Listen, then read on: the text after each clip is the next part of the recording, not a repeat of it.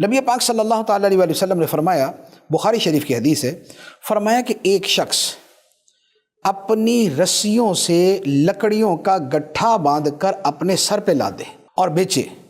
فرمایا کہ اس طرح وہ اپنے چہرے کو بھیک کی ذلت سے بچا لے۔ فرمایا کہ یہ اس سے بہتر ہے کہ لوگوں سے بھیک مانگتا پھرے اور کوئی اس کو دے اور کوئی اس کو نہ دے۔ بھیک کے اندر عزت نہیں ہوتی، کبھی کسی کے آگے ہاتھ پھیلانے میں عزت نہیں ہے، خواہ وہ دوست ہیں یا وہ رشتہ دار ہیں یا وہ کوئی اور ہے۔ کیوں؟ اس لیے کہ کبھی کوئی دے گا، کبھی کو منع کر دے گا۔ نہیں جی آج کل تو ہمارے حالات ہی تنگ ہیں، مہنگائی بہت ہو گئی ہے، فلاں شے مہنگی، فلاں شے مہنگی ہے، تو ہو سکتا ہے منع کر دیا جائے۔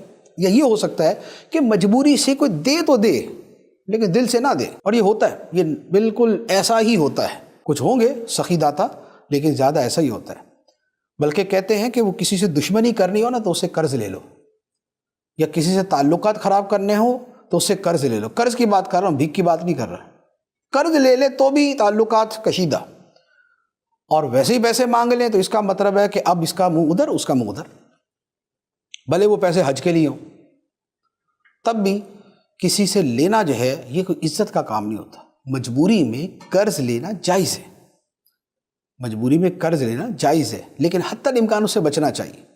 اور بھیک مانگنا یہ تو ایک ایکسٹریم چیز ہے، تو محنت کرنے کی عادت ڈالنی چاہیے۔ بہت سے لوگ ایسے ہوتے ہیں کہ جن کے لیے، جس کو کہتے ہیں نا کہ وہ کام کرنا جوانوں کی موت، محنت کرنا جوانوں کی موت ہے آج کل، کہ کام کرتے موت پڑتی ہے۔ اچھا اس طرح بعض اوقات کیا ہوتا ہے، کچھ لوگ پڑھ لکھ جاتے ہیں، اب پڑھ لکھ کے تھوڑا سا یعنی کہ ایجوکیٹڈ ہو گئے، تو اب جو ہلکے والا کام ہے وہ نہیں کریں گے، اب افسر ہی بنیں گے ورنہ بھکاری رہیں گے۔